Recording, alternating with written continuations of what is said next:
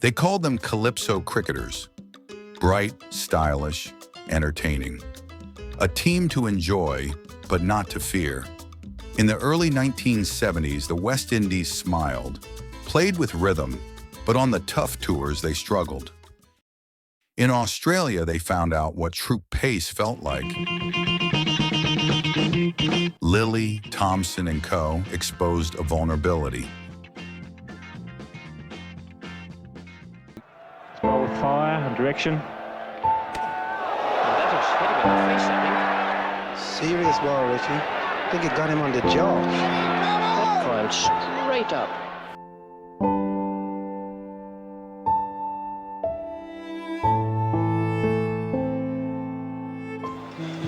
Bowled him. The off stump cartwheeling back almost to March.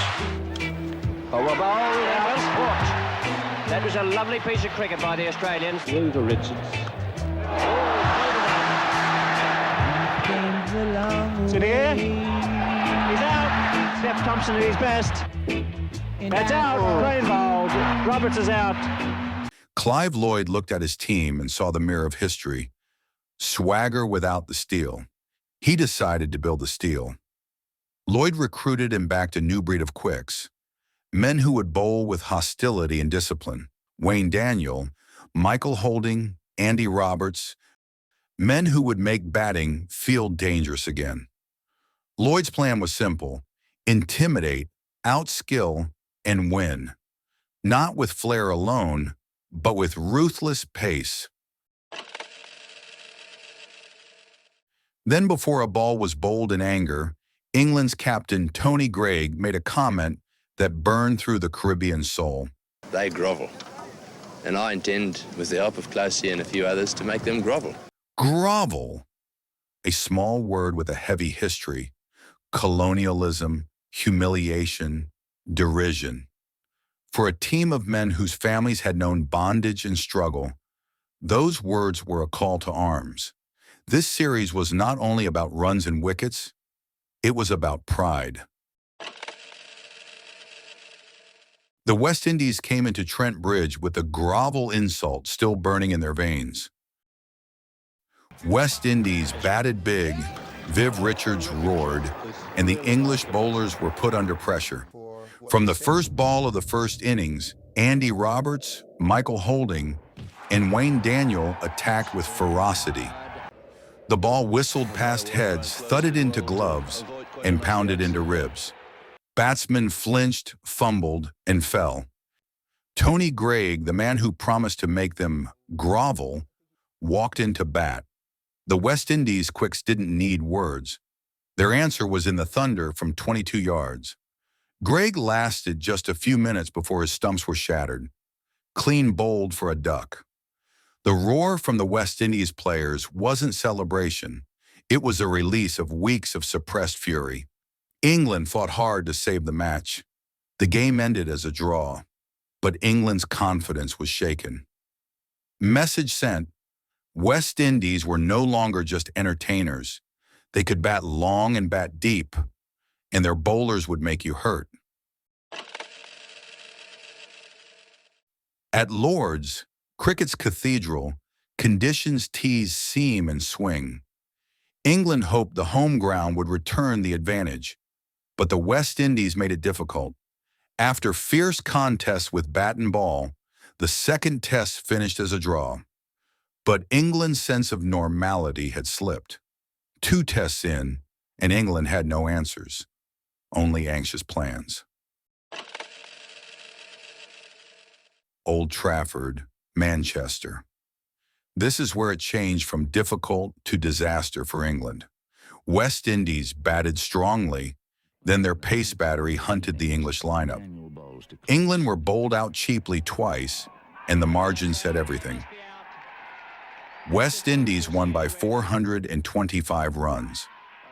This was a crushing, humiliating, unequivocal statement of dominance. After Old Trafford, the mood in the English dressing room was no longer defiant. It was bruised.